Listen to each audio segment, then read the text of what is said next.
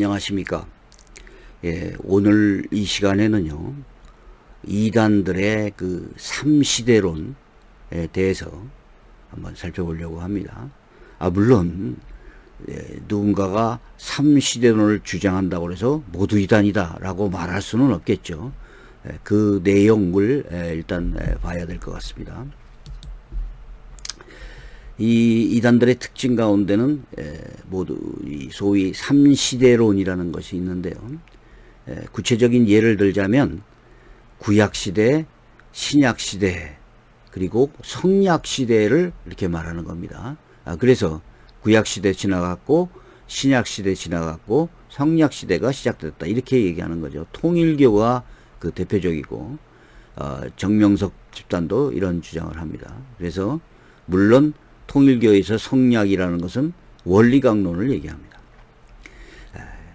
정통 기독교에서는 일반적으로 구약시대와 신약시대를 분류하는데, 중요한 것은 이 두 시대를 분리하거나 단절하는 것은 아닙니다.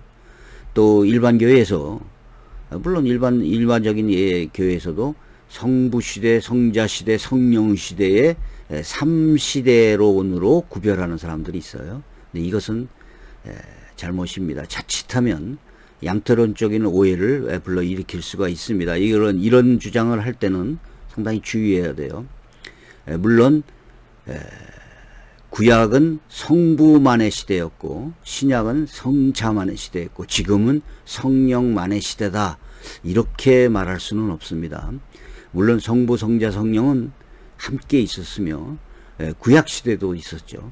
그래서 이런 것은 오해의 소지가 좀 있어요.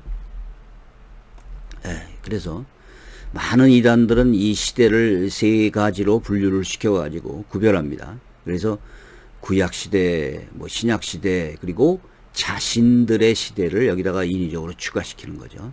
그 이유와 목적은 첫째, 구약과 신약이 더 이상 진리적인 절대 기준이 되지 않는다, 이거를 말하기 위함입니다.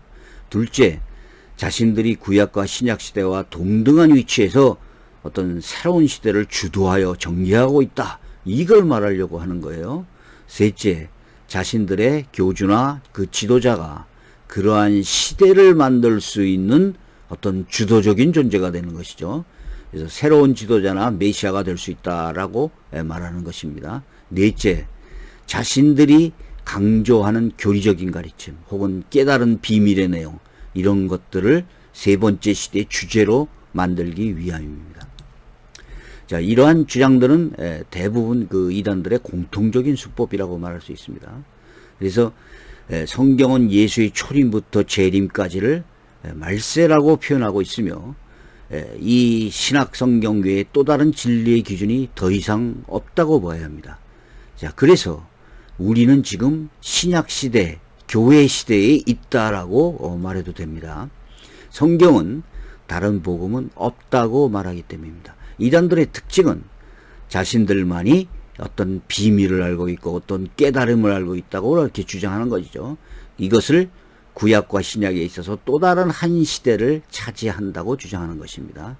다시 말해서 우리의 입장에서 이렇게 시대를 분류하는 것을 이단이라고 보면 됩니다. 자, 한번 실제 예를 한번 살펴볼까요?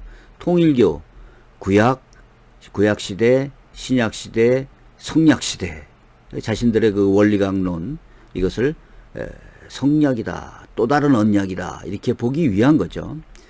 JMS도 구약시대, 신약시대, 성약시대 이렇게 얘기하기도 하고요. 종시대, 아들시대, 신부시대 이렇게 얘기하기도 합니다. 자, 그래가지고 이 JMS 교인들을 정명석의 신부로 강조하기 위해서 이렇게 주장을 하는 것이죠. 자, 이 통일교 홈페이지를 보면 이게 나옵니다. 1993년 선생은, 이거 문선명 씨죠, 세계적 메시아 참부모 선포의 기반 위에 성약시대를 선포하였습니다.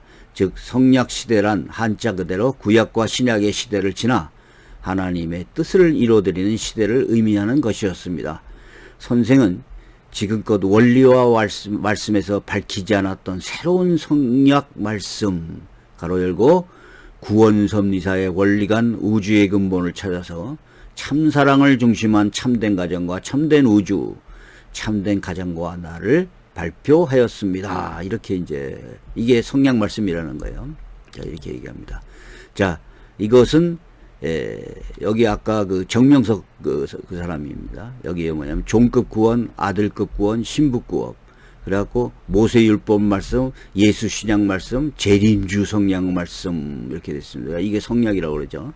그래서 종, 주인, 아들, 아버지, 그 다음에 신랑, 신부 이렇게 이제 그림을 그려서 한 겁니다. 자, 여기에 또 이렇게 얘기합니다. 정명석 그 그림이죠. 1단계 아담과 하로부터 구약 4천년 동안 종급이다. 2단계 예수님으로 시작해서 신약 2차 동안 자녀급으로 재창조됐다. 이제 3단계 성자가 지상에 재림한 때부터 그 육의 사명자를 통해 1000년 동안 신부급으로 재창조된다. 이렇게 얘기하는 거예요. 자, 그래서 이 정명석 이 사람이 그 여자 교인들을 성추행을 하고 할 때 꼭 자기가 신랑이고 신부다, 너희는 신부다, 이런 이제 주장들을 많이 했죠. 자, 신천지는 그럼 어떻게 할까요? 신천지는 구약시대, 신약시대, 계시록시대라고 합니다. 그 다음에 육적 이스라엘 시대, 영적 이스라엘 시대, 새 이스라엘 시대 이렇게 얘기합니다. 자, 아까 제가 말한 그 3시대 이론하고 똑같은 거예요. 계시록의 실상을 해석할 수 있는 자가 2만일 뿐이라.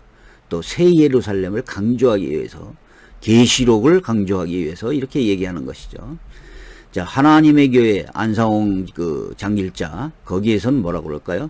구약시대 성부 여호와, 신약시대 성자 예수, 종말시대 성령 안상홍이라고 합니다. 그래서 안상홍이가 성령으로 왔다 이렇게 얘기죠. 물론 하나님의 교회에서는 안상홍을 여호와 하나님, 예수님, 그 다음에 성령 보혜사 이렇게 얘기를 합니다. 그래서 이 안상홍이 여호와 하나님이면 염이고 예수이고 성령이라는 것은 양태론적인 주장을, 그리고 시한부 종말론을 강조하기 위한 것이죠. 자, 이게 하나님의 교회의 만화책의 그 포스터 같은 데 나온 겁니다. 홈페이지에. 예수님하고 기도를 하니까, 아니 지금 때가 어느 때인가, 아직도 성자시대 구원자 예수 이름으로 기도하지, 지금은 성령시대라고요. 성령시대. 하하. 이게 이제 참 자기가 자기들을 이단이라고 말하는 것과 똑같은 겁니다. 자, 동방번개라고 중국에서 온 이단이 있어요. 여자 그리스도라는 것을 얘기하죠. 여기도 율법시대, 은혜시대, 국도시대라고 합니다. 국도라는 것은 하나님 나라가 임했다는 얘기예요. 나라가 임했다. 그래서 여자 그리스도가 다스리는 나라가 임했다는 것을 강조하기 위해서 이 동방번개에서 주장하는 겁니다. 전능신교라고도 하죠.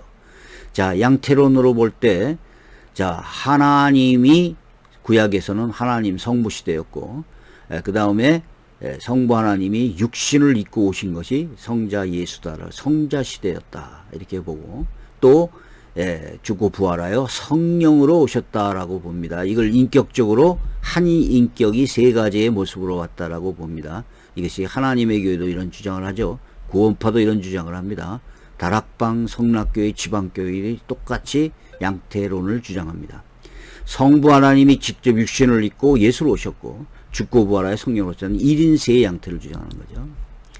자, 장재영 씨라는 분이 있습니다. 그 크리스천 투데이라고 그러면 잘 아실 거예요. 크리스천 투데이, 그 합동복음이라는 교단을 만들기도 했습니다. 이분은 구약시대, 신약시대, 새시대 이렇게 얘기해요. 또 이것을 싹의 시대, 이삭의 시대, 열매의 시대, 이거 구원파도 똑같은 주장을 합니다. 이거 이요한 씨도 똑같은 주장을 하죠. 그래서 영혼의 구원, 생활의 구원, 몸의 구원이라고도 말하라고, 싹의 시대, 이삭의 시대, 열매의 군대라고 말합니다. 또 여기서 종의 시대, 양자 시대, 아들 시대, 종의 시대, 아들 시대, 신부 시대, 이것도 똑같아요. 정명석과. 율법 시대, 비상복음 시대, 영원한 복음 시대, 동영 시대, 모형 시대, 변형 시대, 이렇게 많은 3시대론을 또 주장을 했어요. 그래서 이 목적이 뭘까요? 과연 여러 이단들이 주장한 것을 혼합해서 새 시대가 된다는 것을 강조하기 위한 목적인 것 같습니다. 그래서 자, 이것은 각 교단에서 연구한 이단 연구소 보고서를 참조하시면 될 것 같습니다. 자, 구원에 대한 분류. 또 삼시대론, 구약 신약, 이것은 이런 삼시대론이 아니지만 소위 영성운동을 한다는 사람들이요, 사람을 보고 구원의 영적 상태를 파악할 수 있다고 해서 애굽시대, 광야시대, 가나안시대 이렇게 뭐 구분합니다. 그리고 사람을 보고 아직 애굽시대입니다. 지금 광야의 시대에 있네요. 뭐 이렇게 얘기합니다. 이렇게 판단하죠. 또 시대적인 분류는 아니지만 영의 구원, 혼의 구원, 육의 구원 이렇게 구원을 합니다. 이게 바로 지방교회와 권신찬씨, 그리고 이것을 영의 구원, 생활의 구원, 몸의 구원으로 하는 것은 이요한 씨의 그 계열 이쪽에서 이렇게 분류를 하죠. 내용은 비슷합니다. 구원의 시대를 은혜 시대, 환란 시대, 왕국 시대로 분류하는 사람들도 있고요. 자, 중요한 것은 이렇게 성경이 말하지 않는 것을 인위적으로 만들어서 이것이 자기가 그것을 주도한다는 것처럼 얘기해서는 안 된다는 거죠. 자, 세대주의라는 게 있습니다, 여러분. 그래서 세대주의도 여러 가지 종류의 세대주의가 있는데, 무슨 온건 세대주의도 있고, 수정 세대주의도 있고, 그 다음에 아주 극단적 세대주의, 변질된 세대주의 이런 게 많습니다. 자, 이것은 세대마다 하나님이 다른 방법으로 구원하신다. 하나님의 경륜 방법이 다르다. 시대마다 다르다라고 말하는 거예요. 그래서 무죄 시대, 양심 시대, 인간 통치 시대, 약속 시대, 율법 시대, 은혜 시대, 왕국 시대라고 해요. 그래서 지금은 이 은혜 시대라고 얘기하는 거죠. 그래서 이런 주장을 하는데 이 세대주의에서 많은 이단들이 파송이 됐어요.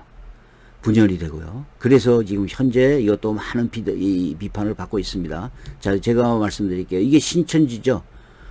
아담의 시대, 노아의 시대, 아브라함의 시대, 모세의 시대, 예수님의 시대, 신천지 이만희 씨가 왔다는 거예요. 이거는 뭐냐면 아담이 구원자로 왔는데 X 실패했다는 거예요. 그래서 노아가 구원자로 왔는데 또 이걸 배도멸망 구원이라고 얘기합니다. 실패했다는 겁니다. 그래서 아브라함이 구원자로 왔는데 배도멸망 이렇게 왔다는 거예요. 그래서 모세가 왔는데 배도멸망, 예수님이 오신 것인데 X표가 그려져 있어요. 그래서 제가 신천지를 상담할 때마다 이게 뭐냐, 그러니까 그러면 예수님이 실패자라는 뜻이냐, 그러니까 막 그런 것은 아닙니다 라고 변명하는데, 자, 여기에 이만희 씨가 재림 예수의 영을 받아가지고 메시아로 왔다는 거예요. 자, 그래서 이런 것들이 나타납니다. 많은 서적이나 이런 동영상을 통해서 그것을 의미하는, 비유하는 그런 형상들이 많이 나옵니다. 그래서 양과 염소를 누가 분류하느냐? 이만희가 분류한다. 이렇게 돼버렸어요. 자, 통일교도 4개의 시대론으로 나눕니다. 그래서 여기 보면 여기 나오죠. 기대시대 사람, 구약시대의 사람, 신약시대 예수, 그리고 성약시대 재림주 문선명 이렇게 돼요. 그러니까 결국은 예수를 실패자로 보는 거고 예수의 시대가 끝났다라고 보는 거죠. 그래서 이것을 사시대론이라고 그래요. 그러니까 거의 대부분의 이단들은 항상 이렇게 시대론을 만들어서 자기가 새로운 시대론을 주도하고 있는 것처럼 얘기합니다. 자, 그래서 성경은요, 신약 이후 시대를 분리하여 말하지 않습니다. 사도들이 전한 복음을 다른 복음이라고 말해요. 예수 그리스도와 다른 존재는 다른 예수라고 말하고 성령과 다른 영은 다른 영이라고 말합니다. 그래서 우리는 구약과 신약의 성경 기록이 바로 유일한 복음이고 우리의 신앙의 객관적인 기록이 되는 것입니다. 자, 고린도서 11장 4절, 만일 누가 가서 우리가 전파하지 아니한 다른 예수를 전파하거나 혹은 너희가 받지 아니한 다른 영을 받게 하거나 혹은 너희가 받지 아니한 다른 복음을 받게 할 때 너희가 잘 용납하는구나, 이렇게 성경은 말하고 있죠. 자, 구약과 신약자의 차이점을 뭡니까? 성경은요, 언약적인 개념에서 구약을 옛 언약, 신약은 새 언약이라고 말하고 있습니다. 그렇다고 해서 구약과 신약이 단절되어 분리되어졌다고 말하지는 않습니다. 자, 그리고 이 두 언약의 차이점은 예수의 피를 기준으로 그림자와 그 예표 실체로 구분됩니다. 그리고 지금은 신약 시대이고요.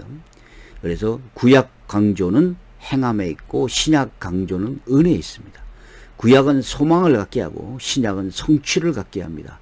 구약은 해서는 안 될 슬픈 소식이지만 신약은 이루어야 하는 기쁜 소식입니다.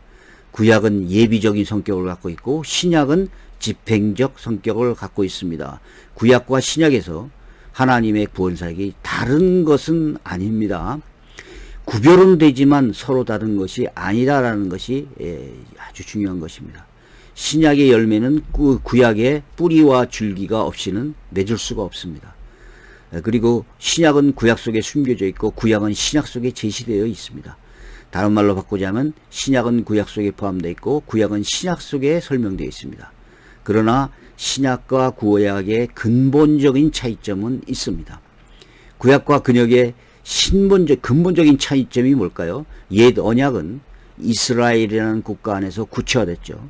새 언약은 교회 안에서 구체화되고 있다는 겁니다.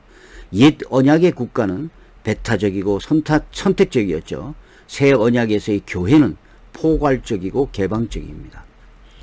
자, 그래서 켈빈은 다음과 같이 말합니다. 나는 기꺼이 이 두 성경의 차이점을 인정한다. 그러나 이미 확립된 성경의 통일성을 넘어뜨릴 정도의 차이점이 있는 것은 아니다.